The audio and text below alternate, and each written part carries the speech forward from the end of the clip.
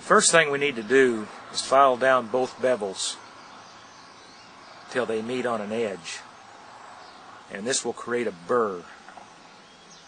On new heads that I haven't sharpened before, I like to use an 8 or 10 inch file to get the bevel as wide as I can get it. And using the ferrule as a guide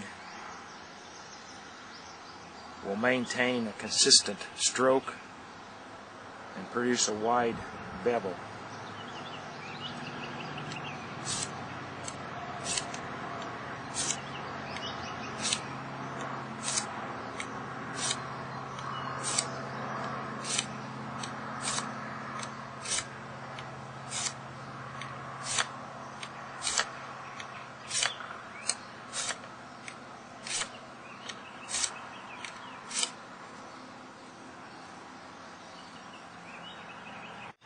Once you have a consistent bevel from heel to point, and it's in line with the ferrule, you can go to your 6-inch file. And from here on out, anytime you sharpen this head, all you will need will be the 6-inch file. You continue to file in the same way, light strokes, until you get that edge refined down to a small, consistent burr the full length of the blade.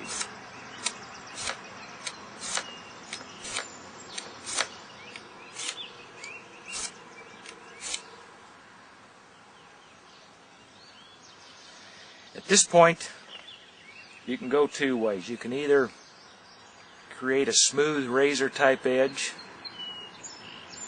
or you can put little teeth in the blade. To do the smooth razor edge, all you do is continue the same stroke with very, very light pressure. And I like to turn my file at right angles to the blade.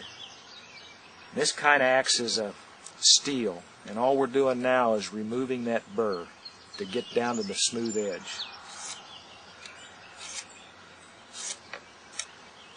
And you just keep doing this until that bevel is gone and you have a smooth razor edge.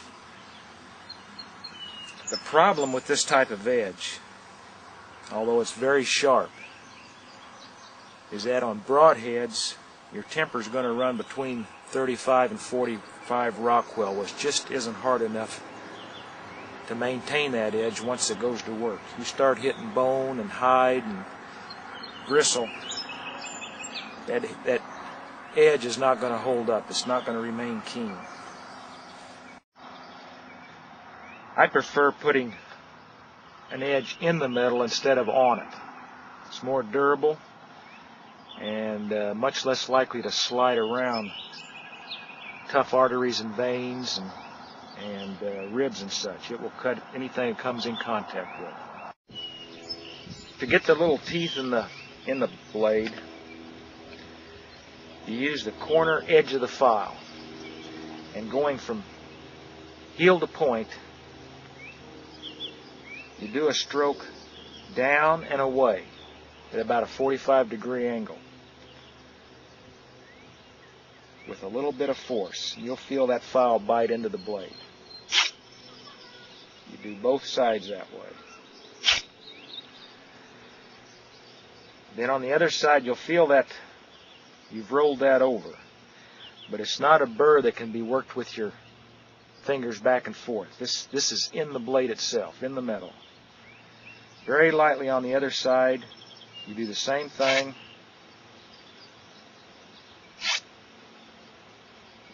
That aligns that edge.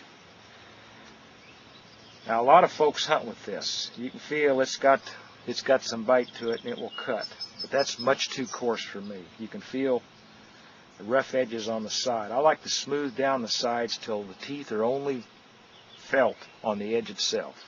To do that, you go right back to your original stroke, very lightly, both sides.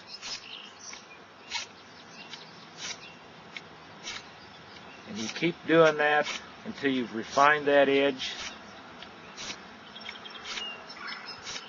and the sides of both bevels are smooth. You don't feel any rough edges on the sides, but you still have those minute teeth in the blade.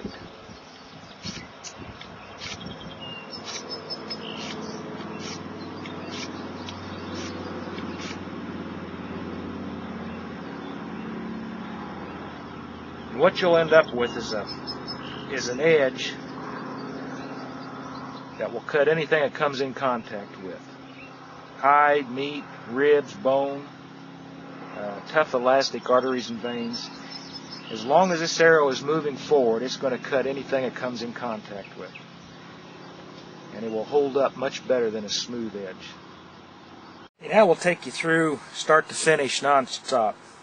Show you how quick and easy this really is. Got another arrow here. It's been shot a few times. Got some flat spots in the blade, a couple nicks in it.